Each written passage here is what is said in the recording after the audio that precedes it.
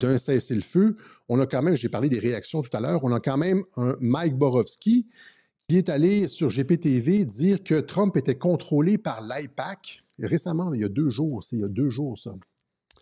Hein, il y a 2 jours, il est allé sur dire que Trump était contrôlé par l'AIPAC, qu'il était tenu, etc.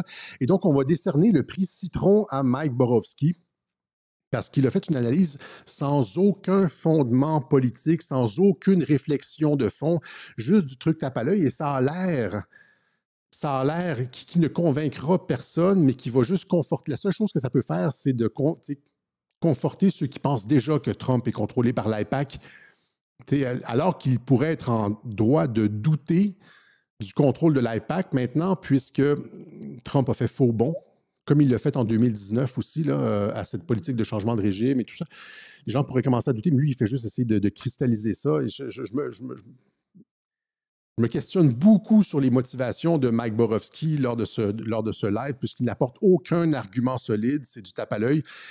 Pierre Hilard, je le sais, sincère, je ne suis pas d'accord du tout avec ses idées. J'ai été dur avec lui, mais c'est ça. Mike Borowski, je ne sais pas, avec un truc. Alors au moment où Trump vient faire un croc en jambe à Netanyahou et d'imposer la paix et de mettre un terme aux ambitions de changement de régime dans la région, il vient dire que Trump est contrôlé par l'AIPAC. Et pour moi, ça, c'est tout de suite carton noir. C'est comme, Joe, tu es discrédité maintenant dans les analyses que tu fais. Degré zéro de l'analyse, j'ai fait 3 web journaux là-dessus.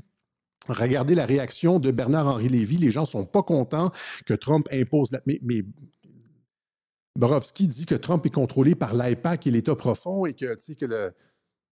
ça tient de rien. Alors que si tu regardes l'ensemble de ce que Trump a fait, comment tu peux affirmer que Trump est contrôlé par l'État profond alors que Trump met fin aux guerres partout, il détruit l'Empire américain, le USAID, il réduit les effectifs de la CIA, il accorde la liberté d'expression, il empêche la monnaie digitale des banques centrales et donne un ascendant aux cryptos contre la volonté des banques. Je veux dire que RFK est en train de mettre les pharmaceutiques en boîte, que Trump dénonce l'ennemi intérieur en Europe. Rappelez-vous, avec Mark Rubio qui dit que c'était de la tyrannie en Allemagne, que J.D. Vance qui disait aussi que lors de son intervention dans la conférence de Munich, l'Europe qui est ciblée, Trump qui republie du Jeffrey Sachs contre Netanyahou, Trump qui justement met fin aux ambitions de changement de régime, Trump qui dérégule complètement tout le projet vert de contrôle énergétique par l'électricité, les voitures électriques, etc., en libéralisant la production énergétique, Trump qui impose les tarifs, alors que c'est complètement contraire à toute la logique mondialiste de l'État profond, d'ouverture des frontières, d'un monde unique, d'un marché unique, etc. Il remet Comment est-ce que tu peux affirmer ça, Mike Borowski? Quelle nullité ça fait? Je n'ai même pas de mots. Pour moi, c'est...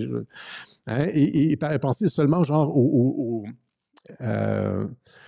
raid de anti-immigration du ICE, là, Customs Enforcement, c'est Immigration and Customs Enforcement aux États-Unis, la remigration et aussi le fait que toutes les fake news attaquent Trump constamment, tout le temps, sur tous les sujets. Je veux dire, les fake news contrôlées en partie par l'État profond, on pourrait dire d'une certaine façon le lobby juif, l'AIPAC, etc.